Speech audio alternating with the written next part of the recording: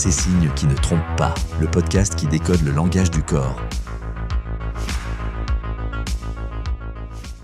Bonjour et bienvenue, je suis Virginie Graziani, experte en gestion des talents, fondatrice d'Apostrophe et auteure du guide professionnel Ces signes qui ne trompent pas, publié aux éditions Viber. Aujourd'hui, je réponds à 3 questions clés que vous vous posez sur la communication non verbale dans l'univers professionnel. Pas de blabla, que du concret et une synthèse en 3 phrases à emporter pour votre journée. Au programme de cet épisode, quels sont les marqueurs naturels du leader ? Pourquoi certains managers sonnent-ils faux ? Et enfin, comment avoir une posture de leadership sans contrôle ou artifice ? Quels sont les marqueurs naturels du leader ? Contrairement à ce que l'on croit, le leadership ne commence pas dans les mots, il commence dans le corps. Avant même d'écouter quelqu'un, notre cerveau observe déjà la façon d'entrer dans l'espace, le regard, la posture. Bref, c'est davantage une question d'énergie corporelle. C'est pourquoi un leader naturel n'est pas forcément la personne qui parle le plus fort. C'est souvent celui qui semble profondément aligné. Et pour ce faire, je vais repérer les marqueurs suivants. Une présence avec un corps qui rayonne. Un dos plutôt droit mais pas rigide. Une voix calme, posée, articulée. Une voix qui porte sans crier. Et enfin, une fluidité, voire une précision dans les gestes. Bref, une capacité à occuper l'espace sans écraser celui des autres. Parce que beaucoup de personnes confondent leadership et domination. Or, un leader crédible n'a pas besoin d'en faire trop. Il est là uniquement par sa présence. Le corps informe sur la stabilité et la sécurité. Des mouvements calmes, mais assurés.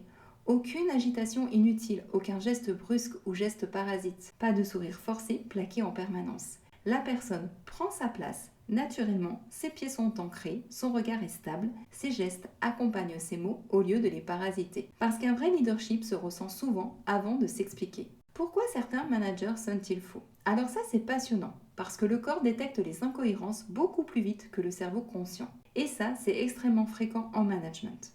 Un manager peut avoir le bon discours, les bons mots, la bonne posture apprise. Mais si l'intention ne suit pas, quelque chose sonne faux. Le collaborateur ne saura pas toujours l'expliquer rationnellement, mais il va le ressentir. C'est ce qui se produit par exemple lorsqu'un manager dit « Je suis à ton écoute » tout en coupant la parole ou en gardant un corps orienté vers la sortie. Le message verbal dit une chose, le corps en raconte une autre. Autre exemple, très fréquent, les sourires artificiels. Ces sourires plaqués sur le visage, sans plissement et sans gonflement. Vous savez, ces fameux bourrelets sous les yeux. Donc, tout ce qui ressemble à un masque social va donner l'impression que certaines prises de parole semblent surjouées. Pas parce que le manager est mauvais, mais parce qu'il essaye tellement de contrôler son image et ou la relation qu'il perd son naturel et n'arrive pas à créer une relation authentique. Enfin, pour finir, comment avoir une posture de leadership sans contrôle ou artifice ? Le premier réflexe à avoir, c'est d'arrêter de vouloir jouer le leader, parce qu'un rôle finit toujours par se voir. Le leadership ne se construit pas uniquement de l'extérieur vers l'intérieur, il se construit aussi par l'intention. Je distingue toujours l'objectif et l'intention.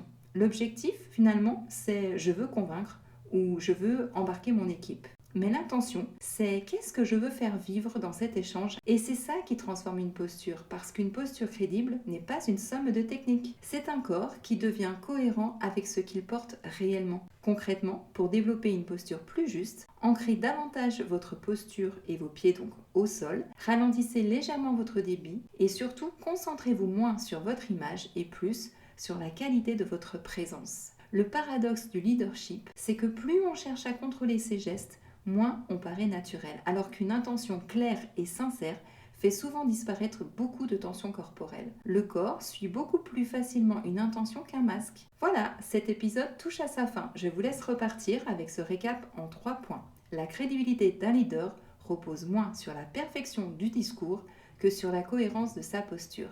Un manager sonne faux lorsque le corps, la voix et l'intention ne racontent pas la même chose. Développer son leadership, ce n'est pas apprendre à jouer un rôle, c'est se concentrer sur la qualité de votre présence. Merci d'avoir écouté cet épisode. Et vous, quelles questions vous posez-vous sur le non-verbal ?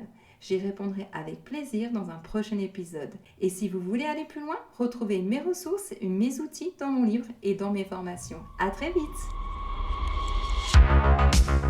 Ces signes qui ne trompent pas, le podcast qui décode le langage du corps.